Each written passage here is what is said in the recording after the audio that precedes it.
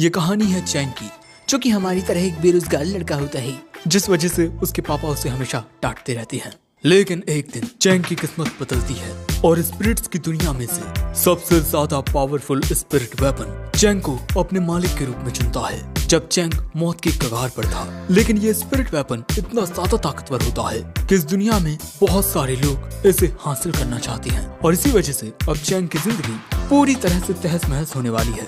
कहानी की शुरुआत में हमारा मेन कैरेक्टर हमें बताता है कि मेरा नाम चैंग तियान है और मैं 20 साल का हूँ और इस वक्त मैं कॉलेज में हूँ। बात करें मेरी हॉबीज की, तो मुझे एंशिएंट चीजों के बारे में जानने में बड़ी दिलचस्पी है। अब जब चैंग अपने कमरे में होता है, तभी उसके पिता उसे डिनर के लिए बुलाने आते हैं और दोस्तों चैंग के पिता एंशिएंट चीजों पर रिसर्च करते हैं और अपने पिता की ही वजह से बचपन से ही चैंग को एंशिएंट चीजों में दिलचस्पी आ गई थी। अब इसके बाद खाना खाने के दौरान चैंग के पिता उससे कहते हैं, मैंने सुना कि कल तुम अपने कॉलेज के बाहर लोगों को उनकी किस्मत बता रहे थे, उनकी हाथों की रेखाएं पढ़कर। ऐसी फालतू की चीजें करना बंद कर दो। अब तभी चैंग के पिता को किसी का कॉल आता है। ये कॉल उनके बॉस का था, सो अब वो अपने बॉस के साथ काम की बात करने लगते हैं, जिसके बाद हमें पता चलता है कि चैंग के पिता को अपने काम के सिलसिले में 2 हफ्तों के लिए सिटी एक्स जाना होगा। वहीं दूसरी ओर चैंग अपने कंप्यूटर पर अपने घर के आसपास मौजूद एंशिएंट बुक स्टोर्स को सर्च करने लगता है और तभी उसे एक बुक स्टोर के बारे में पता चलता है। अब इसके बाद हम देखते हैं कि चैंग उसी बुक स्टोर पर आ जाता है, पर यहाँ उसे दुकान का मालिक तो नजर आता ही नहीं। जिसके बाद चैंग यहाँ पुरानी किताबों को देखने लगता है, लेकिन तभी अचानक उसे कुछ अजीब सी आवाज सुनाई देने लगती है और फिर देखकर लगता है जैसे यहाँ हालात बिगड़ने वाले हैं। चैंग यहाँ से घबराकर भाग जाता है।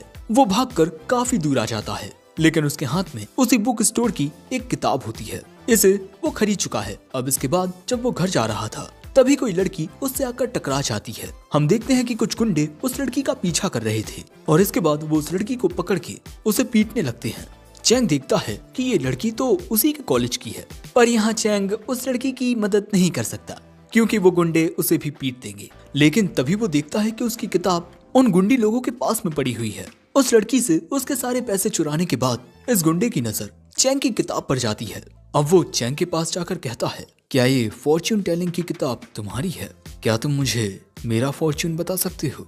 और जब चैंग ऐसा नहीं करता, तब वो गुंडा उसकी किताब लेकर यहाँ से जाने लगता है और जब चैंग उसे रोकने की कोशिश करता है, तब वो गुंडा चैंग को मारकर उसे खुद से दूर कर देता है। लेकिन मौका पाकर चैंग अपनी किताब लेकर यहाँ से भाग जाता है, लेकिन अब वो गुंडे चैंग का पीछा करने लगते हैं। चैंग गलियों से भागता हुआ उन गुंडों के सामने अड़चने डालता हुआ भागता रहता है और जैसे ही उसे लगता है कि अब वो उन गुंडों से बच गया है, तभी वो गुंडे उसके सामने आ जाते हैं।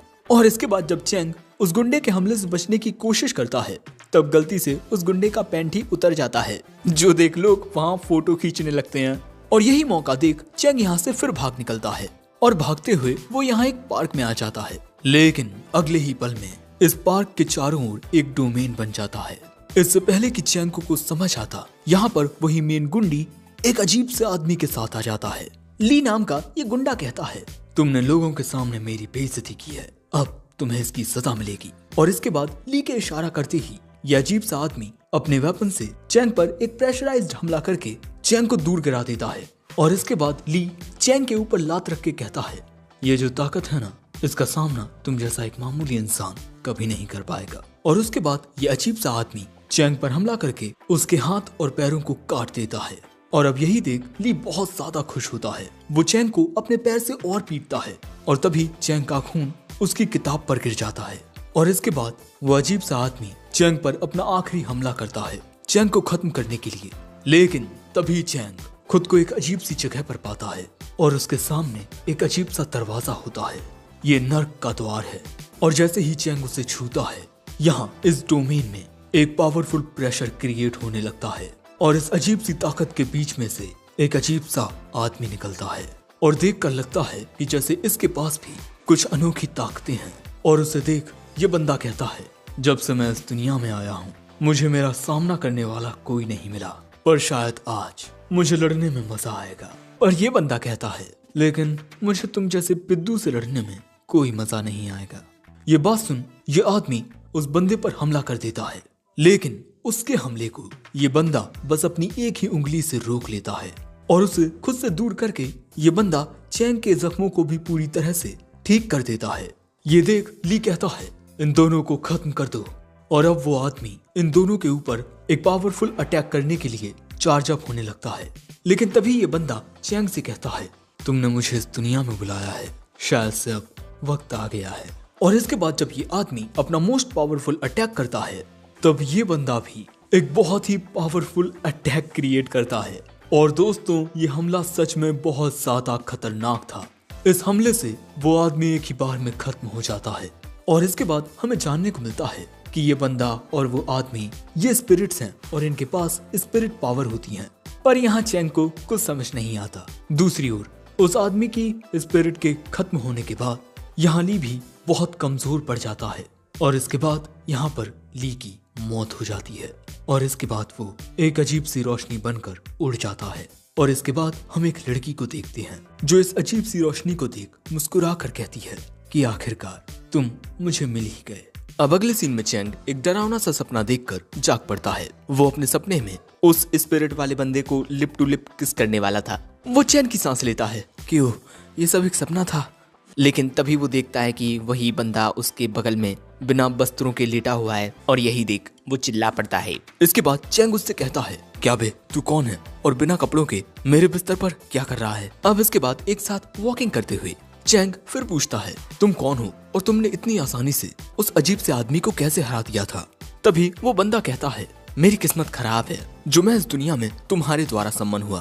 तुम्हारे अंदर तो कोई स्पिरिट पावर ही नहीं है और हम दोनों के एक साथ जुड़े होने की वजह से मेरी पावर भी बहुत कम हो गई है और इसीलिए मैं लगभग अपनी सभी मेमोरीज को भूल चुका हूँ। वैसे दोस्तों अब हम इस बंदे को बाई कहकर बुलाएंगे, ओके। अब इसके बाद चैंग के कमरे में चैंग बाई से कुछ सवाल पूछना चाहता था लेकिन तभी उसे अपने माँ के आने की आवाज आती है। इसीलिए वो बाई को कहीं पर छुपाने लगता है। लेकिन तभी चैंग देखता है कि उससे मिलने के लिए तो एक सुंदर कन्या आई है और इन मोहतरमा का नाम है टीना। और इतनी सुंदर कन्या को देख चैंग का दिल गार्डन गार्डन हो जाता है। और दोस्तों टीना का कहना है कि वो चैंग के साथ उसके कॉलेज में पढ़ती है और वो चैंग के साथ अकेले में कुछ बात करना चाहती है। चैंग की माँ इन दोनों को क्वालिटी टाइम देने के लिए बाहर भेज देती है। अब एक साथ घूमते हुए चैंग पूछता है मिस टीना मैंने आपको अपने कॉलेज में पहले कभी नहीं देखा, क्या आप सच में मेरे कॉलेज में पढ़ती हैं? लेकिन तभी टीना चुटकी बजाती है और उसके ऐसा करते ही वहाँ उसके कुछ साथी आ जाते हैं। चैंग पूछता है ये सब क्या है? टीना कहती है मैं यहाँ एक डील करने आई हूँ। कल तुमने किसी को सम्मन किया था है ना, पर शायद से तुम दोनों ही एक दूसरे को पसंद नहीं करते। कैसा रहेगा अगर तुम उसे मुझे दे दो? अब चैंग के कुछ भी कहने से पहले यहाँ बाई आ जाता है। मैम मुझे लगता है कि आपको ये सवाल मुझसे पूछना चाहिए था। और इसके बाद बाई टीना के हाथ को चूमते हुए कहता है वैसे आप बहुत खूबसूरत हैं मैम। और टीना यहाँ बाई को देखती रह जाती है कि ये कितना ज्यादा हैंडसम है। अब ये प्यार मोहब्बत वाला सीन देख चैंग कहता है ये सब क्या हो रहा है हाँ? और तू साले लड़कियों से तो अच्छे से बात करता है, मेरे सामने एटीट्यूड दिखाता है। और तभी टीना का ये साथी बंदा कहता है चिरकुट मैडम से दूर हो। पर बाई कहता है पता लगाना चाहेगा कि कौन है चिरकुट। लेकिन तभी यहाँ चैंग चिल्ला कर कहता है बस बहुत हो गया, मैं बाई को तुम लोगों को नहीं बेचने वाला।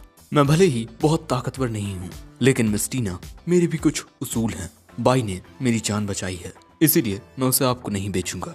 जिसके बाद बाई और चैंग वापस घर आ जाते हैं। अब दोस्तों मैं तुम्हें बता दूं कि बाई एक स्पिरिट वेपन है, इसीलिए चैंग उससे पूछता है कि ये स्पिरिट वेपन क्या होते हैं। सो अब सबसे पहले बाई चैंग को शेंग युआन आर्सेनल के बारे में बताता है। ये एक ऐसा दरवाजा है जो अपने अंदर हर एक तरह के वेपन को स्टोर करके रखे हुए है और ये वेपन्स बहुत ही ज्यादा ताकतवर होते हैं।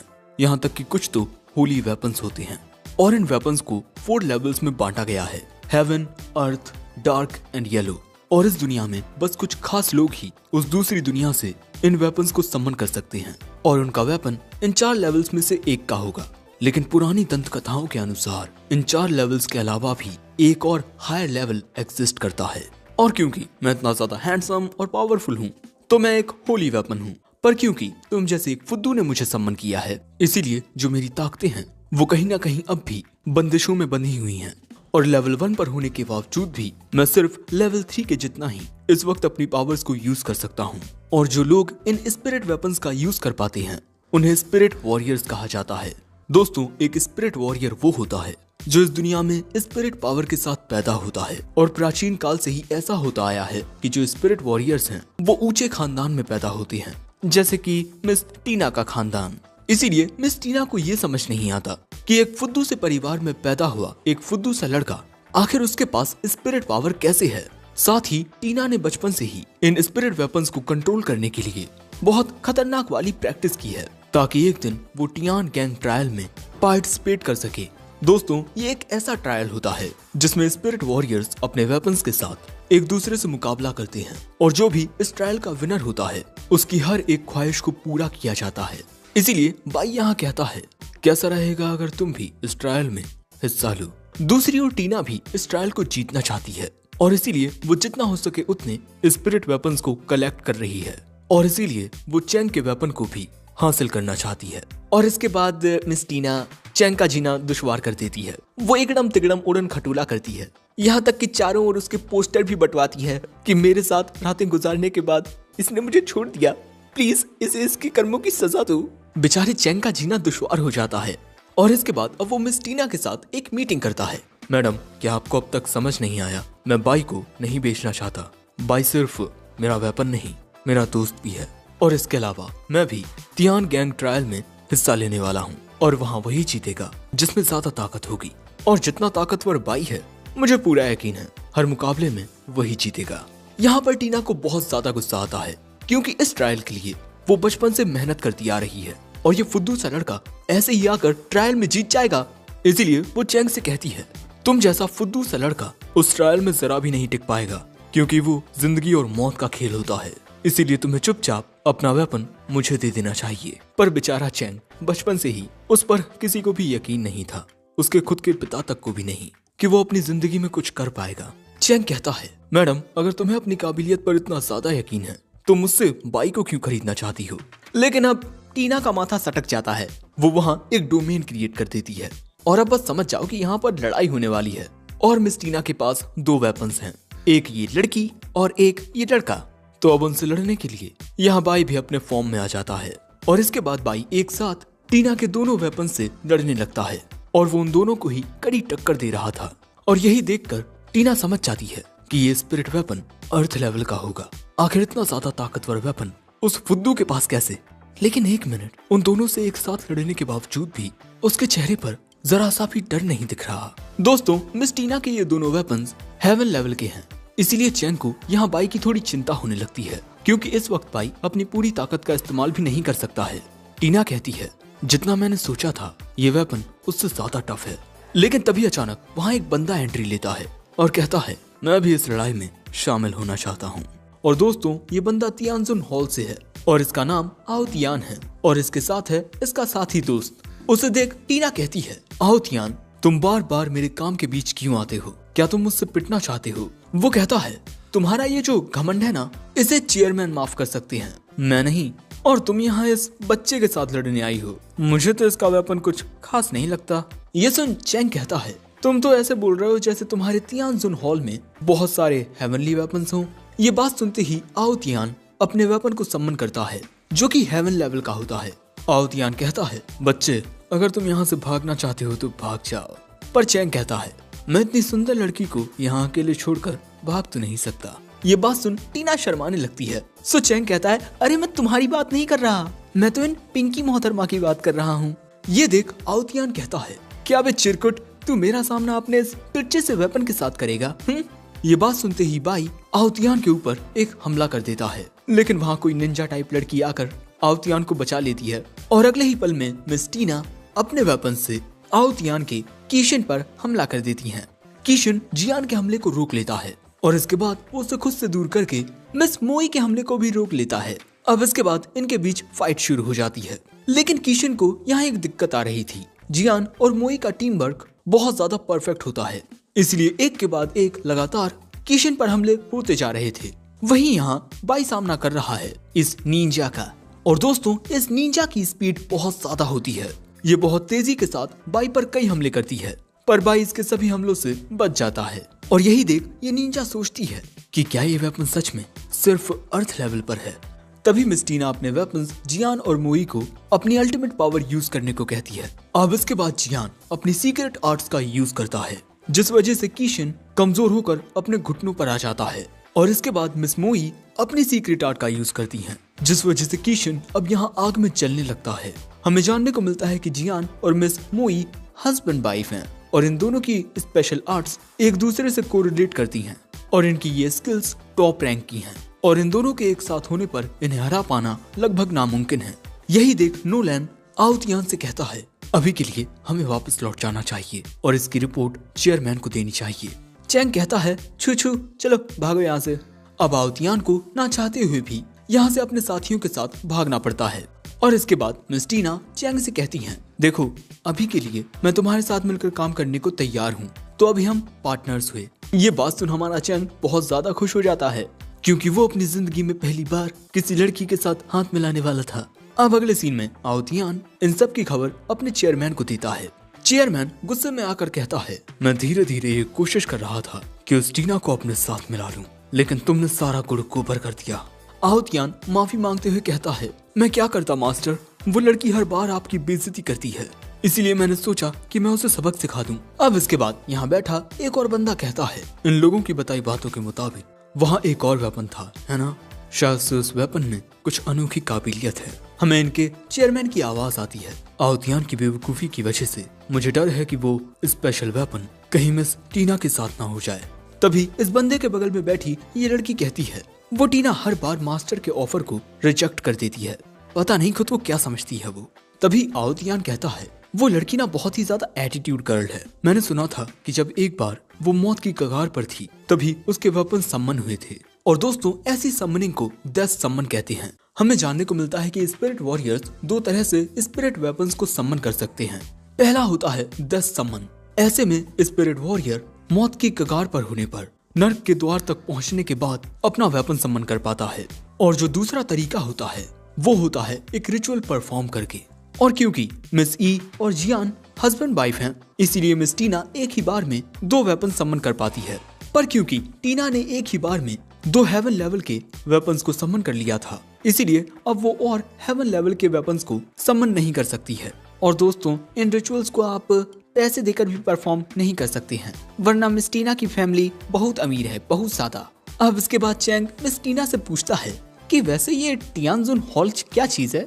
वो बताती है कि टियानजुन हॉल सैकड़ों सालों से एग्जिस्ट करता आया है और ये एक ऐसी ऑर्गेनाइजेशन है जिसका काम सिर्फ वेपन्स कलेक्ट करना है। और तियानजुन क्लैन के साथ जियान और मिस मोई का बड़ा पुराना रिश्ता है, इसीलिए ये लोग मिस टीना से लड़े बिना ही उन्हें अपनी टीम में शामिल करना चाहते हैं। और वैसे भी टीना से लड़ना कोई फायदे का सौदा नहीं होगा क्योंकि उसके पास दो हेवन लेवल के वेपन्स हैं।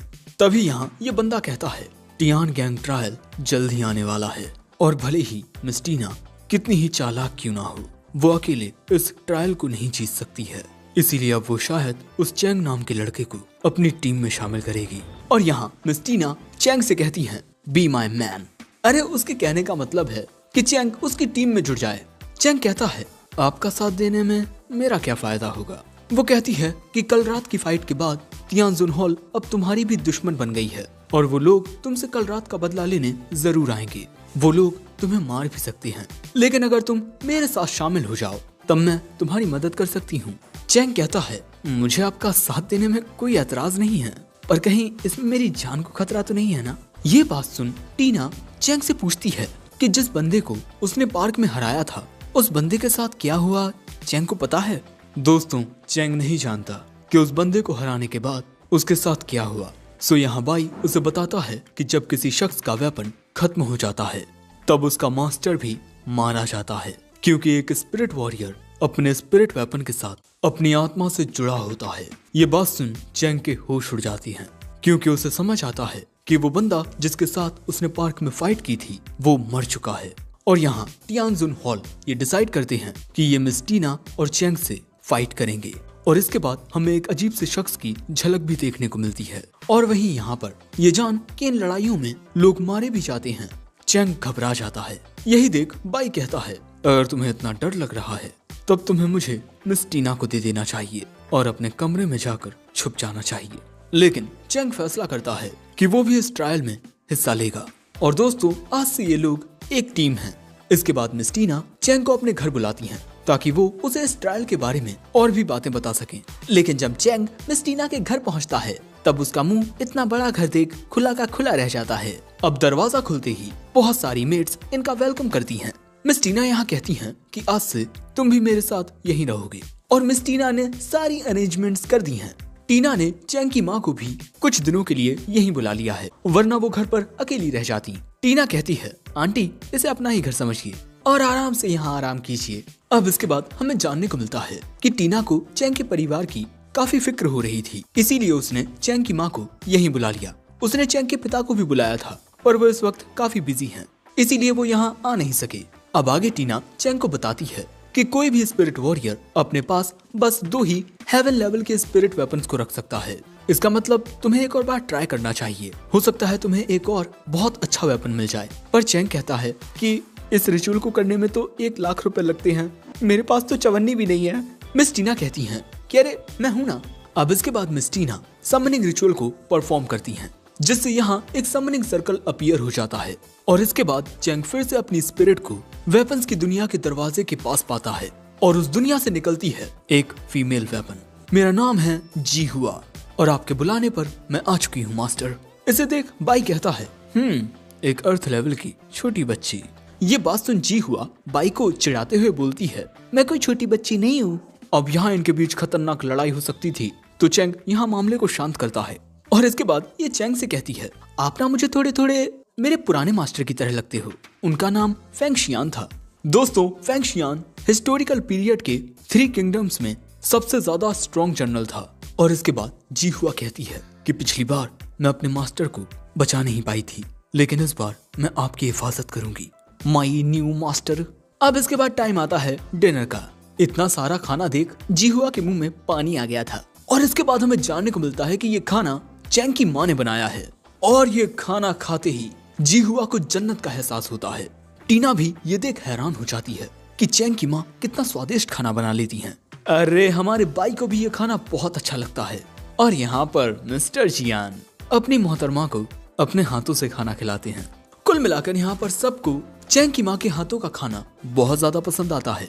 अब डिनर के बाद हम देखते हैं कि बाई और जी हुआ के बीच इस बात को लेकर बहस हो जाती है कि नूडल्स ज्यादा अच्छे थे या फ्राइड फिश। अब तभी यहाँ पर 3 अलग वेपन्स आते हैं। इन्हें देख जी हुआ कहती है कि अरे तुम तीनों तो वही हो ना जिनके साथ पिछली बार मैंने एक बहुत लंबी लड़ाई की थी। और इसके बाद ये लोग एक दूसरे को ग्रीट करते हैं और हमें जानने को मिलता है कि ये 3 वेपन्स भी मिस टीना के ही हैं। लेकिन यहाँ इन दोनों स्त्रियों के बीच फाइट होने लगती है। सो चैंग यहाँ पर जी हुआ को पकड़ लेता है, जिसके बाद बेचारी कुछ कर ही नहीं पाती। अब इसके बाद एक मेड आकर कहती है कि अब आपको नहा लेना चाहिए।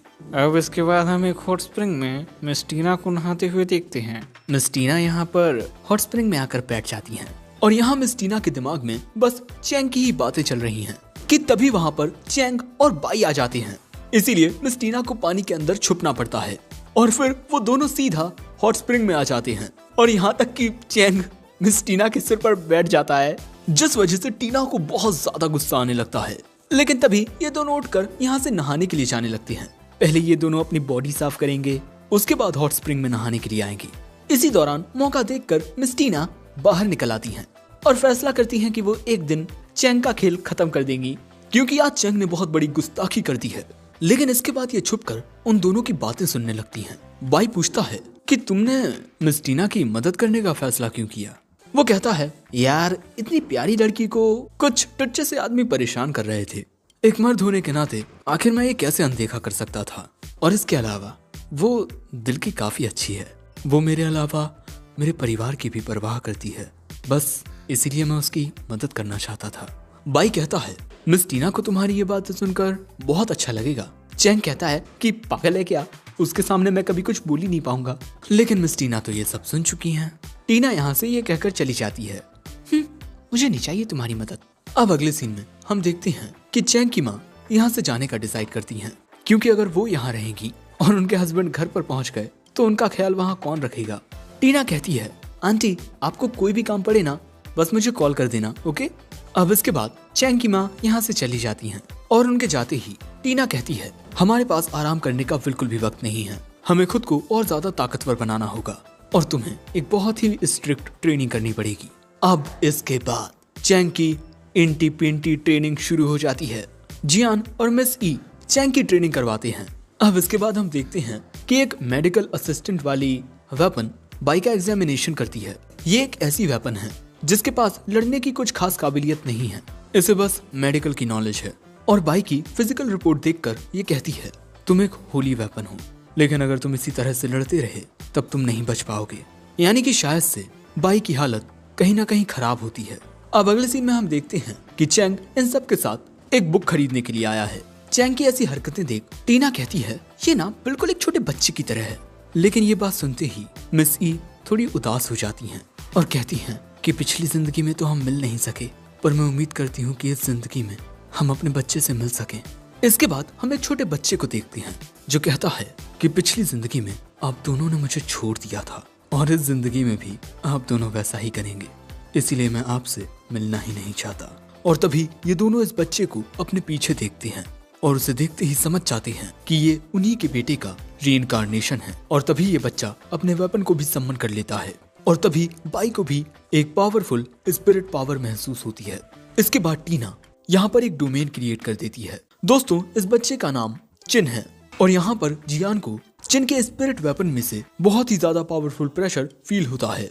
अब इसके बाद जियान ट्रांसफॉर्म होकर पहले हमला करने के लिए जाता है, पर चिन का वेपन जियान को पीछे धकेल देता है। दूसरी ओर चैंग और बाई भी तेजी से भागते हुए टीना के पास पहुंचने की कोशिश कर रहे हैं। और दोस्तों ये पुराने एंशिएंट वेपन्स में से एक है ताइशू, इसीलिए ये बहुत ज्यादा ताकतवर भी है। और इसके बाद ताइशू और जियान के बीच फाइट होने लगती है। जियान यहाँ थोड़ा जख्मी भी हो जाता है।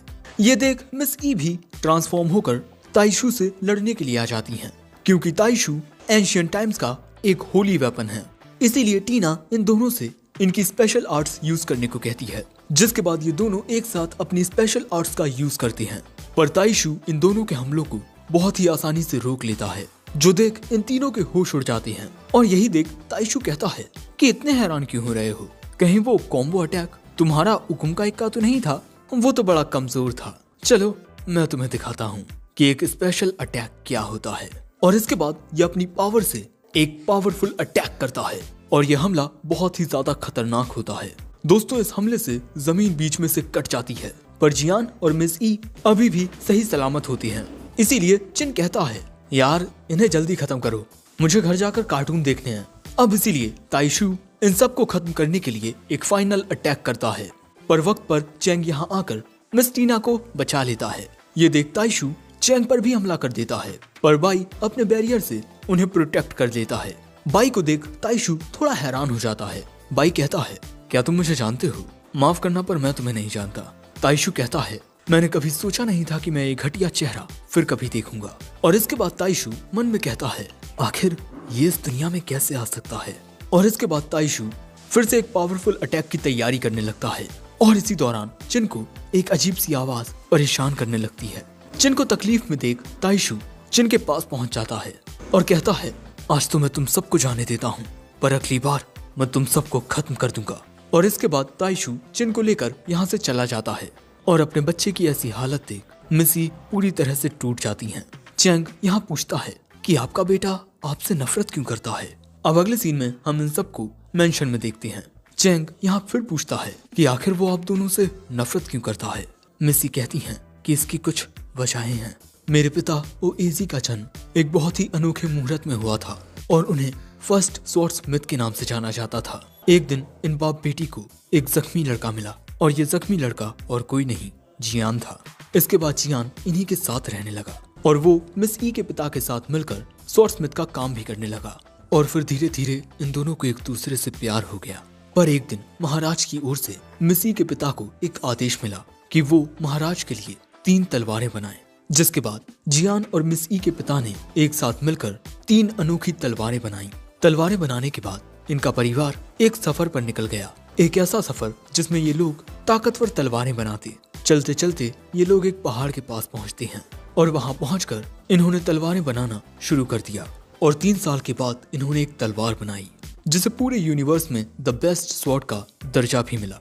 और दोस्तों इस वक्त वो तलवार टियानजुन हॉल के मास्टर जैन लू के पास है। लेकिन तलवारें बनाने के बाद जब ये अपने गांव में वापस पहुंचे तब वहां एक युद्ध चल रहा था और युद्ध की वजह से जियान और मिस ई अपने पिता से अलग हो गए और उसके बाद ये लोग अपने पिता से वापस कभी नहीं मिले। इसके बाद वहां के महाराज ने इन्हें फिर से एक आदेश दिया कि ये फिर से उनके लिए अनोखी तलवारें बनाएं, पर इस बार इन्होंने मना कर दिया और इसीलिए गुस्से में आकर उस राजा ने उस गांव को ही पूरी तरह से जला दिया जिसमें ये रहा करते थे। और इसके बाद ना चाहते हुए भी इन्होंने 2 होली कोर्स से तलवारें बनाने का काम शुरू कर दिया।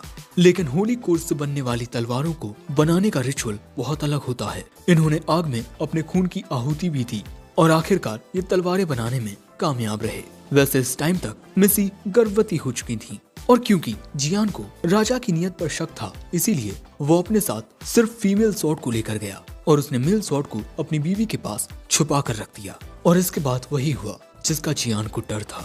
राजा ने जियान को मरवा दिया और फिर उसने मिस ई को भी ढूंढकर उन्हें भी मरवा दिया। लेकिन इस वक्त तक मिस ई अपने बच्चे को जन्म दे चुकी थी और उनके बच्चे को एक बूढ़े आदमी ने बचा लिया था और फिर उसी ने उस बच्चे का पालन पोषण किया। थोड़ा बड़ा होने के बाद वो बच्चा अपने माता पिता की मौत का बदला लेने गया पर वो राजा का कुछ नहीं बिगाड़ सका।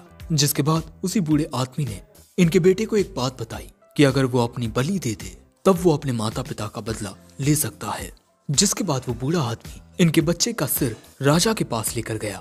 ये देख राजा बहुत ज्यादा खुश हुआ, लेकिन अगले ही पल में ना जाने क्या हुआ, उस कटे हुए सिर ने अचानक से राजा की गर्दन पर वार किया और अपने दांतों से उसके गले की नस पर वार करके राजा को खत्म कर दिया। और फिर उस बूढ़े आदमी ने इनके बच्चे और राजा के सिर को और साथ ही अपने सिर को काटकर एक घड़े में डाल दिया। और क्योंकि अब ये तीनों एक साथ मरे थे इसीलिए इन तीनों की आत्माएं आपस में मिक्स हो गईं और फिर चिन के रूप में रीइंकार्नेट हुईं। इसीलिए चिन की आत्मा फुल्ली कंप्लीट नहीं है। चैन कहता है कि इस वक्त हम चिन की मदद के लिए कुछ नहीं कर सकते क्योंकि उसके पास ताइशू है जो कि एक होली वेपन है। टीना कहती है कि हाँ ये सच है कि ताइशू की ताकत बहुत ज्यादा खतरनाक है, इसीलिए इन्हें कोई ऐसा रास्ता ढूंढना होगा जिससे ये लोग ताइशू का सामना किए बिना ही चिन को ठीक कर सकें। अब अगले दिन किसी के कॉल से चैंग की आंख खुलती है और जैसे ही चैंग कॉल उठाता है वो हैरान हो जाता है। दूसरी ओर हम टीना के साथ इस शख्स को बैठा हुआ देखते हैं जिसे हम एक बार पहले भी देख चुके हैं और ये यहाँ मिस टीना से कुछ बात करने आया है। इसके पास कुछ जानकारी है जो मिस टीना के लिए बहुत फायदे की साबित हो सकती है। वहीं हम चैंग को उसके पिता के साथ देखते हैं। दोस्तों चैंग को वो कॉल उसके पिता ने ही किया था और उसके पिता यहाँ कहते हैं तुम्हारी माँ से मुझे पता चला, तुम्हें नहीं लगता कि तुम्हें ऐसी बचकानी हरकतें नहीं करनी चाहिए, तुम्हें अपने घर में रहना चाहिए ना कि किसी अमीर बाप की लड़की के साथ। दोस्तों कुल मिलाकर चैंग के पिता यहाँ उसे डांट रहे हैं। अब बाहर आकर चैंग इन्हें अपना दुखड़ा सुनाता है।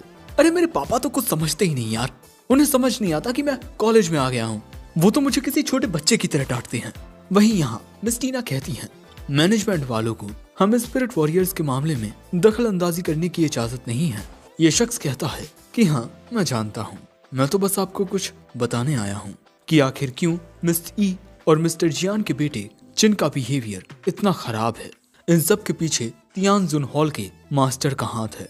और इसके बाद हमें डार्क सेरेमनी के बारे में पता चलता है। दोस्तों ये भी एक सम्मन सेरेमनी है, लेकिन इसमें एक इंसान की बलि दी जाती है जिसके बाद एक बहुत ही ज्यादा पावरफुल वेपन सम्मन किया जा सकता है। लेकिन उस वेपन में इमोशंस नहीं होते, वो वेपन बस लोगों की जान लेने की एक मशीन होता है।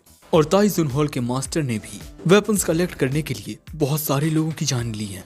महाशय की बातें सुन टीना पूछती है कि क्या तुम्हारे पास इसका कोई सबूत है। वो कहता है मेरे पास कोई सबूत तो नहीं है, पर एक और इन्फॉर्मेशन है जान लू की हेवन लेवल स्किल के बारे में। तभी यहाँ मिस टीना को एक मैसेज आता है, एक फोटो जो कि चिन ने भेजी थी। चिन कुछ लोगों को आग के बीच में रखकर सेल्फी ले रहा है। ये देखते ही मिस ई यहाँ से चली जाती हैं और तभी मिस टीना इस बात की खबर चैंग को देती हैं और 10 मिनट के अंदर उसे जल्द से जल्द अपने मेंशन में वापस आने को कहती हैं। जिसके बाद चैंग कहता है लगता है कोई बहुत बड़ी परेशानी आ गई है, हमें जल्दी से वापस लौटना होगा। दूसरी ओर हम देखते हैं कि ये तीनों उस लोकेशन पर पहुंच चुके हैं जहां पर कुछ देर पहले चिन था और थोड़ी ही देर में यहाँ एक डोमेन अपीयर हो जाता है। मिस टीना समझ जाती हैं कि ये एक जाल था जो इन्हें यहाँ बुलाने के लिए बिछाया गया था और इससे पहले कि वो चैंग को इस बारे में इन्फॉर्म कर पाती कोई चीज आकर उनके फोन में लगकर उनके फोन को तोड़ देती है। दोस्तों यहाँ पर ताई जुन हॉल के ये मेंबर्स आ चुके हैं और ये मिस टीना को अपने साथ लेने आए हैं, लेकिन टीना इनके साथ चलने से साफ इनकार कर देती है। सो अब ये लड़की टीना से लड़ने के लिए आती है। यहाँ मिस ई चिन को समझाने की कोशिश करती हैं, पर चिन उनकी कोई बात सुनता ही नहीं। लेकिन इसके बाद इस लड़की से लड़ने के लिए मिस ई और जियान ट्रांसफॉर्म हो जाते हैं। लेकिन अगले ही पल में ये लड़की यहाँ एक बहुत ही खतरनाक हमला करती है और उस हमले से टीना को बचाते वक्त जियान जख्मी हो जाता है। दोस्तों, इस लड़की की ताकत ताइशू के लेवल की होती है, लेकिन टीना को ये समझ नहीं आता कि एक इंसान इतना ज्यादा ताकतवर कैसे हो सकता है। ये लड़की कहती है, तुम जैसी अमीर खानदान में पैदा हुई लड़की ये कभी नहीं समझ पाएगी कि इस ताकत को पाने के लिए मैंने कितना दर्द सहा है। इसके बाद जियान और मिस ई अपनी स्पेशल आर्ट्स का यूज करते हैं। दूसरी ओर बाई तेजी से चैंग को उड़ाते हुए ले जा रहा था, क्योंकि बाई को मिस टीना और उनके वेपन्स की बहुत फिक्र हो रही थी। वहीं यहाँ हम देखते हैं कि इन दोनों की ये कंबाइन स्किल जो इनके ओपोनेंट की पावर को कम कर देती है, इसका इस लड़की पर कोई असर नहीं होता। दूसरी ओर बाई चैंग को हारमोनी इंस्टॉलेशन के बारे में बताता है। ये एक ऐसा स्टेज होता है जिसमें एक स्पिरिट और उसका मास्टर आपस में एक साथ जुड़ जाते हैं, और इस वक्त यही इस लड़की के साथ हो रहा है। ये भी अपने वेपन के साथ कंबाइन हो चुकी है और इसके बाद ये मोहतरमा एक साथ ही जियान और मिस ई से लड़ने लगती है और ये अकेली ही उन दोनों पर भारी भी पड़ती है। यहाँ तक कि इसके एक वार से जियान बहुत ज्यादा जख्मी हो जाता है और जब मिस ई उसे दूर हटाने जाती हैं, तब वो मिस ई को भी लात मार के जख्मी करके दूर गिरा देती है और इसके बाद एक और अटैक करती है, जिससे इन दोनों को बहुत ज्यादा तकलीफ होती है। और इसके बाद ये फिर से टीना से पूछती है, तुम मेरे साथ चलोगी या नहीं। टीना को समझ नहीं आता कि वो क्या करे, क्योंकि मिस ई और जियान बहुत ज्यादा तकलीफ में होते हैं। टीना के कुछ भी जवाब ना देने पर ये लड़की फिर से इन दोनों पर हमला कर देती है और अब इन दोनों को इतनी ज्यादा तकलीफ में देख मिस टीना कहती हैं, प्लीज अब तुम दोनों लड़ना बंद कर दो, हम उससे नहीं जीत पाएंगे। लेकिन तभी अचानक एक अजीब सा साया उसके सामने आकर कहता है, रोने से कुछ नहीं होता। मिस टीना कहती हैं, पर मैं इस वक्त कुछ नहीं कर सकती, हमारा दुश्मन इस वक्त हारमोनी इंस्टॉलेशन में है। वो साया कहता है, तुमने बचपन से अब तक इतनी ज्यादा मेहनत की और अब तुम हार मान रही हो। और इसके बाद जब वो मोहतरमा इन दोनों को खत्म करने वाली थी, तभी मिस टीना बीच में आ जाती हैं, क्योंकि वो इन दोनों को खोना नहीं चाहती।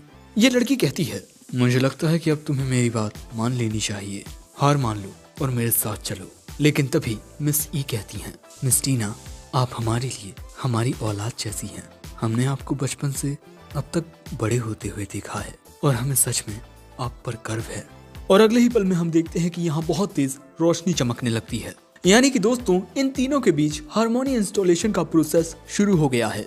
यानी कि ये एक दूसरे के साथ एक इतना गहरा बॉन्ड बना चुके हैं कि अब ये हारमोनी इंस्टॉलेशन कर सकते हैं। और इसके बाद हम देखते हैं कि मिस टीना की फुल ट्रांसफॉर्मेशन होने लगती है, आउटफिट वगैरह चेंज हो जाते हैं और अब मिस टीना के पास ये दोनों तलवारें भी होती हैं। और ये देख ये लड़की हैरान रह जाती है। और अब यहाँ टीना कहती है, तुमने मेरे परिवार को नुकसान पहुंचाया है और अब तुम्हें इसकी सजा मिलेगी। टीना की बात सुन ये लड़की कहती है, इतनी ओवर कॉन्फिडेंट मत हो, तुम जिस लेवल पर अभी पहुंची हो मैं वहाँ बहुत पहले पहुंच चुकी हूँ। टीना कहती है, मैं समझ चुकी हूँ कि यहाँ तक पहुँचने के लिए तुमने भी बहुत दर्द सहा है, लेकिन तुमने मेरे परिवार के साथ जो किया है मैं उसके लिए तुम्हें माफ नहीं कर सकती। और इसके बाद ये दोनों एक दूसरे से लड़ने के लिए तैयार हो जाती हैं। दूसरी ओर हम आउतियान और नोलन को देखते हैं जो टीना के मेंशन के पास आ चुके हैं। इनका प्लान है टीना के मेंशन को बर्बाद करना और इनकी मदद के लिए इनके साथ यहाँ बहुत सारे लोग होते हैं। लेकिन मेंशन के पास पहुँचते ही इन लोगों को रुकना पड़ता है, क्योंकि यहाँ इन्हें रोकने के लिए जी हुआ मौजूद थी। तुम सभी यहाँ से वापस चले जाओ वरना मैं तुम सबकी टांगे तोड़ दूंगी। अब इसके बाद हमें पता चलता है कि दुश्मन के इस प्लान का अंदाजा बाई को पहले ही लग चुका था कि दुश्मन ने इनके लिए एक जाल बिछा कर रखा है। ये बात जानने के बाद चैंग यहाँ एक प्लान बनाता है जिसमें ये सबसे पहले दुश्मन का सामना करने के लिए जी हुआ को भेजेंगे और अब इनकी जीत इसी प्लान पर डिपेंड करती है। और अब प्रेजेंट में दुश्मन जी हुआ की बात नहीं सुनते। आउतियान अपने वेपन से जी हुआ पर हमला बोल देता है। अब आउतियान कीशन के साथ जी हुआ का सामना करने लगता है और नोलन इनके बाकी के साथियों को ऑर्डर देता है कि ये लोग चौकन्ने रहें। दोस्तों हम देखते हैं कि जी हुआ कीशन को अपने पीछे भगाकर ले जा रही होती है और यही इनका प्लान होता है। जैसे ही बाकी के ये गद्दार मेंशन में अंदर जाने के लिए आगे बढ़ते हैं, इनका सामना करने के लिए सबसे पहले बाई आता है। दोस्तों शायद से ये हमें पास्ट का सीन दिखाया जा रहा है जब टीना ने चैंग को कॉल करके उसे मेंशन में आने के लिए कहा था। अब यहाँ टीना के बाकी के वेपन्स भी होते हैं और अब यहाँ पर इन लोगों के बीच फाइट होने लगती है। यहाँ पर मिस टीना के वेपन्स बहुत ही आसानी से विलन्स पर भारी पड़ रहे थे, वो उन्हें खत्म करते जा रहे थे। और तभी यहाँ बाई अपनी पावर का यूज करके बहुत सारे एनिमीज को एक ही बार में खत्म कर देता है। और जब तक चैंग बाहर आकर बाई को रोकता है कि वो इन सबको खत्म ना करे, तब तक काफी देर हो चुकी थी। बाई उन सभी को एक ही बार में खाक कर देता है। चैंग गुस्से में कहता है कि तुम्हें इन सबको मारने की क्या जरूरत थी। बाई कहता है, क्या तुम्हें ये बात अब तक समझ नहीं आई कि टियान गैंग ट्रायल में हिस्सा लेने का मतलब ही अपनी जान को दांव पर लगाना होता है। साथ ही अपने दुश्मन की जान लेते वक्त हमें जरा भी नहीं हिचकिचाना चाहिए। दूसरी ओर हम देखते हैं कि टीना अब जाकर इस लड़की पर हमला करती है और टीना का ये अटैक काफी ज्यादा पावरफुल होता है। इसकी ताकत इतनी ज्यादा होती है कि वो लड़की काफी दूर फेंक जाती है, लेकिन इसके बाद भी टीना लगातार हमले करना जारी रखती है और उसके हमले अब इस लड़की को काफी ज्यादा डैमेज पहुंचा रहे थे। बस 2 हमलों में ही ये लड़की बहुत ज्यादा कमजोर पड़ जाती है और एक पिलर से जाकर टकराती है। और इसके बाद टीना उसके सामने आकर कहती है, शायद से मैं ये मुकाबला जीत चुकी हूँ। लेकिन वो लड़की यहाँ फिर से खड़ी होती है और टीना पर एक पावरफुल अटैक करती है, पर उसके हमले से बचकर टीना पलटवार करती है और इस हमले की वजह से वो लड़की बहुत ही ज्यादा कमजोर पड़ जाती है। अब इसका स्पिरिट वेपन इससे कहता है कि अब ये लड़की बहुत ज्यादा ताकतवर हो चुकी है, हम इसे नहीं हरा पाएंगे और इसीलिए अब इस लड़की को यहाँ से भागना पड़ता है। चिन अपने वेपन के साथ ये सब देख रहा था कि टीना का हार्मोनी इंस्टॉलेशन काफी ज्यादा पावरफुल है। सो अब चिन भी यहाँ से जाने का फैसला करता है, लेकिन जाने से पहले वो कहता है, अगली बार जब हमारी मुलाकात होगी तब तुम सब मारे जाओगे। लेकिन दुश्मन के जाते ही हम देखते हैं कि टीना थक कर अपने घुटनों पर बैठ जाती है, क्योंकि उसने लगभग अपनी पूरी स्पिरिट पावर का यूज कर लिया है। दूसरी ओर हम देखते हैं कि जीहुआ कीशन को काफी ज्यादा दूर लेकर आ चुकी है। तभी आओ तियान कीशन को जीहुआ पर हमला करने को कहता है। कीशन जाकर सीधा जीहुआ पर अटैक करता है और यह अटैक काफी पावरफुल होता है। और तभी अचानक नोलन की वेपन पीछे से आकर जीहुआ पर हमला करती है, पर वक्त पर वहाँ बाई आकर जीहुआ को बचा लेता है। अब ये सब देखकर ये दोनों समझ जाते हैं कि ये इनका प्लान था, लेकिन फिर भी नोलन कहता है, तुम्हें क्या लगता है तुम इस जीहुआ और इस अजीब से वेपन के साथ हमारे 2 हेवन लेवल वेपन्स को हरा पाओगे? और इसके बाद ये दोनों एनिमी वेपन लड़ने के लिए तैयार हो जाते हैं। ये निंजा तो खुद को गायब कर लेती है और वहीं बाई कीशन के हमले को रोकता है, लेकिन उसका हमला काफी पावरफुल होता है। हालातों को देख चैंग सोचने लगता है कि अब उसे क्या करना चाहिए, क्योंकि इस वक्त जीहुआ उसे प्रोटेक्ट कर रही है। वहीं बाई को अकेले कीशन का सामना करने में दिक्कत आ रही है। साथ ही इनका एक और वेपन है जो इस वक्त इनविजिबल है। तभी चैंग को एक आइडिया आता है और इसके बाद वो जीहुआ के साथ आओतियान पर हमला कर देता है, जो देख नोलन को अपने वेपन से आओतियान को बचाने के लिए जीहुआ को रोकना पड़ता है। और इसी मौके का फायदा उठाकर बाई निंजा पर हमला कर देता है, पर हम देखते हैं कि कीशन एक बैरियर बनाकर निंजा को बचा लेता है। और तभी जो निंजा होती है वो चैंग पर एक जानलेवा हमला कर देती है। अब इसके बाद हमें जीहुआ का उसके पुराने मास्टर के साथ लास्ट मोमेंट दिखाया जाता है, जहाँ जीहुआ का मास्टर उसकी आंखों के सामने मर रहा था। उसका मास्टर कहता है, माफ करना, पर अब मैं तुम्हें अकेला छोड़कर जा रहा हूँ, पर अब तक हमेशा मेरा साथ देने के लिए शुक्रिया। और अब प्रेजेंट में हम देखते हैं कि चैंग पर हुआ हमला जीहुआ खुद पर ले लेती है, जिससे वो गंभीर रूप से घायल हो जाती है। और इसके बाद जीहुआ पलटवार करके उस निंजा को खुद से दूर कर देती है, लेकिन अब उसकी हालत काफी खराब होने लगी है। वो कहती है, मुझे माफ कर दीजिए मास्टर, मैं आपकी ज्यादा कुछ मदद नहीं कर सकी। और यही कहकर जीहुआ अपना दम तोड़ देती है। और इसके बाद आमने सामने बचे हैं सिर्फ बाई और कीशन। अगले ही पल में कीशन अपनी तेज रफ्तार के साथ बाई पर हमला कर देता है और बाई उसके तेज हमलों से खुद को जैसे तैसे बचा पाता है। दोस्तों, कीशन की पावर बहुत ज्यादा स्ट्रॉन्ग होती है। वहीं जीहुआ की मौत की वजह से चैंग बहुत ज्यादा रो रहा था। वो यहाँ हर एक चीज का दोष खुद को देता है कि उसी की वजह से जीहुआ की जान गई है। और यहाँ चैंग के इतना ज्यादा अनस्टेबल हो जाने की वजह से अब कीशन बाई पर भारी पड़ने लगा है। कीशन एक बहुत ही खतरनाक हमला करता है और उस हमले को रोकने में ही बाई की बहुत ज्यादा ताकत खर्च हो जाती है। और अब कीशन बाई को खत्म करने वाला था कि तभी वहाँ पर मिस ई और जियान की तलवारें आ जाती हैं। मेरा मतलब तलवारों के रूप में वही आ जाते हैं और वो दोनों एक साथ कीशन पर हमला कर देते हैं। और तभी टीना यहाँ पहुंचकर जीहुआ की हालत देखती है और इसके बाद हम देखते हैं कि जीहुआ गायब होने लगती है। लेकिन दोस्तों, वो मरी नहीं है। टीना ने जीहुआ को अपनी थोड़ी स्पिरिट पावर दे दी है, जिससे थोड़ा आराम करने के बाद जी हुआ ठीक हो जाएगी। चैंग ये बात जान चैन की सांस लेता है कि जी हुआ की जान बच चुकी है। और इसके बाद हमें जानने को मिलता है कि दुश्मनों का सामना करने के बाद मिस्टीना के बाकी के वेपन्स उनकी मदद के लिए उनके पास पहुंच चुके थे और उन्हीं की मदद के जरिए मिस्टीना अपनी पावर को रिकवर करके यहाँ पर पहुंच सकी है। अब इसके बाद चैंग और मिस्टीना दुश्मन से लड़ने के लिए तैयार हो जाते हैं। इसके बाद जियान और मिस ई जो कंबाइन अटैक करते हैं, उससे कीशन थोड़ा कमजोर पड़ जाता है और इतनी ही देर में बाई भी फिर से लड़ने के लिए खड़ा हो जाता है। हालातों को बिगड़ता हुआ देख आओतियान का दिमाग खराब होने लगता है और वो इस बार भागने से मना कर देता है और इस बार आओतियान अपनी स्पेशल आर्ट का यूज करेगा। और इसके बाद आओतियान बिल्कुल ऐसा ही करता है और उसके ऐसा करते ही कीशन की पूरी पावर रिकवर हो जाती है। उसका ऑरा और भी ज्यादा पावरफुल हो जाता है और इसके बाद जब मिस ई और जियान उस पर हमला करते हैं तब वो उनके हमलों को बहुत ही आसानी से रोक लेता है। मिस्टीना भी ये देख हैरान हो जाती है कि आखिर इसकी ताकत इतनी ज्यादा कैसे बढ़ गई।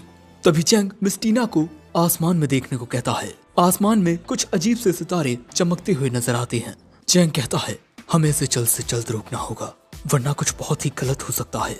लेकिन तभी हम देखते हैं कि कीशन अपनी पावर को इंक्रीज कर लेता है और आसमान में जो सितारे अजीब ढंग से चमक रहे थे उनके साथ कीशन की पावर रिजोनेट होती है और अब कीशन यहाँ एक बहुत ही ज्यादा पावरफुल अटैक तैयार करने लगता है।